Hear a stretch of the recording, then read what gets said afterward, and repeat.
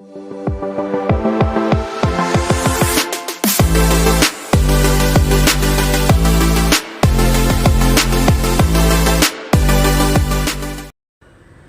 દોસ્તો, આજે આપણે બનાવીશું ડુંગળીના કુરકુરા ઝટપટથી થઈ જાય એવા મસ્ત મજાના ભજીયા।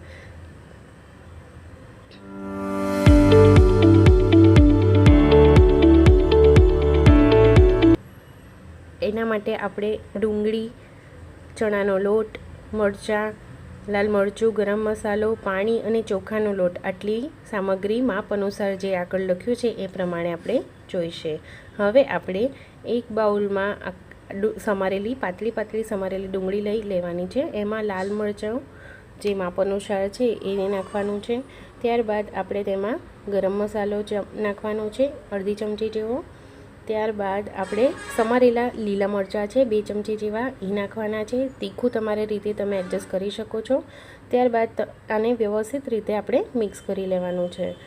મિક્સ એ રીતના કરવાનું છે કે બધો જ મસાલો એકબીજા સાથે વ્યવસ્થિત રીતે ભળી જાય।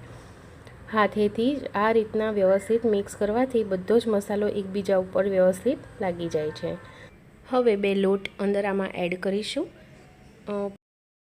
પહેલાં તો ચોખાનો લોટ છે એ નાખીશું અને ત્યાર પછી ચણાનો લોટ નાખીશું। ચોખાના લોટથી ક્રિસ્પીનેસ બહુ સરસ આવે છે એટલે એ નાખવું સારું રહેશે, ઓપ્શનલ છે।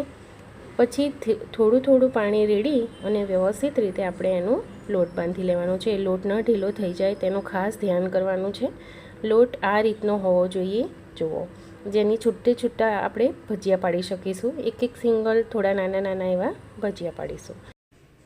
હવે કઢાઈમાં તેલ ગરમ કરી અને ધીરે ધીરે આપણે ભજીયા બધા પાડી લેવાના છે। ભજીયા એકદમ ધીરા ગેસે તળવાના રહેશે, જેથી કરીને અંદર સહેજ પણ પ્રકારની કચાશ ના રહી જાય। ધીરે ધીરે છૂટી એક ડુંગળીની પતરી પણ તમે નાખી શકો અને જો ટાઈમ ન હોય તો આવી રીતના થોડા નાના બંચ પણ નાખી શકો છો। ધીરા તાપે તળવાથી એકદમ ગોલ્ડન બ્રાઉન કલરના થશે અને એ ખાવાની બહુ જ મજા આવે છે। આ ભજીયા ચોમાસામાં જ્યારે પણ શિયાળાની ઠંડક હોય છે વાતાવરણમાં ત્યારે ખાવાની બહુ જ મજા આવતી હોય છે। બહુ ઝટપટ થઈ જતા હોય છે। જેની પાસે ઓછો સમય હોય છે અને ભજીયા ખાવાની ઈચ્છા થતી હોય ત્યારે આ ભજીયા જરૂરથી બનાવવાના હોય છે। આ રીતના ધીરે ધીરે આપણે તળી લેવાના છે। વચ્ચે હલાવતા રહીએ એટલે બહુ દાજી નહીં જાય। બસ આ રીતના બધા જ ભજીયાને આપણે ગોલ્ડન બ્રાઉન કલરના તળી લેવાના છે। જુઓ, એકદમ ક્રિસ્પી બને છે।